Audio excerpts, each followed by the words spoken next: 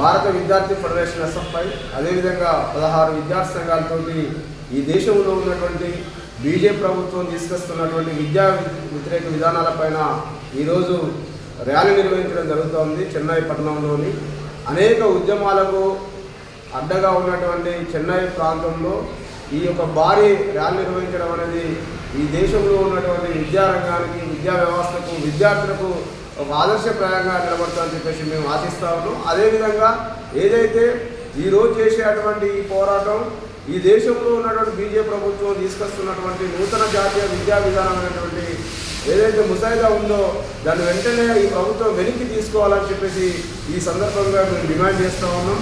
ఏదైతే నూతన జాతీయ విద్యా విధానం పేరుతోటి విద్యారంగంలో ఉన్నటువంటి మూఢనమ్మకాలను విపరీతంగా పెంచి పోషించే విధంగా ఇవాళ విద్యారంగంలోని కొత్త కోర్సుల పేరుతోని పిండాశాస్త్రం, జ్యోతిష్ శాస్త్రం, వాస్తుశాస్త్రాలు అంటూ ఇవాళ విద్యారంగాన్ని మొత్తం కూడా మూఢనమ్మకాలకు మళ్లించేటువంటి ప్రయత్నం బీజేపీ ప్రభుత్వం చేస్తూ ఉంది.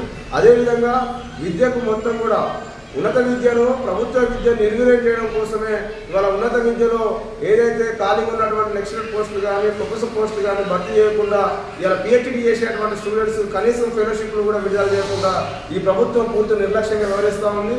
ఏదైతే కొటార్ కమిషన్ చెప్పినటువంటి లెక్కల ప్రకారం బడ్జెట్ కేటాయించడంలోని ఈ దేశంలో ఉన్నటువంటి బీజేపీ ప్రభుత్వ విద్యారంగం పట్ల పూర్తి నిర్లక్ష్య వైఖరితో ఉందని చెప్పి చాలా స్పష్టంగా మనకు అర్థమవుతూ ఉంది.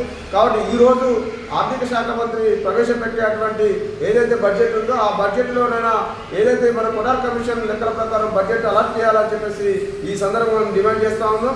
అదేవిధంగా ఏదైతే నూతన జాతీయ విద్యా విధానం ఉందో దాన్ని వెంటనే వెనక్కి తీసుకోవాలని చెప్పేసి భారత విద్యార్థి ఫెడరేషన్ ఎస్ఎఫ్ఐ తెలంగాణ రాష్ట్ర కమిటీ ఆధ్వర్యంలో డిమాండ్ చేస్తూ లేని పక్షంలో రానున్న ఎన్నికలలో ఈ బీజేపీ ప్రభుత్వం గద్దెదించే విధంగా మా విద్యార్థి ఉద్యమాలు బలోపేతం చేస్తామని చెప్పేసి హెచ్చరిస్తా ఉన్నాం.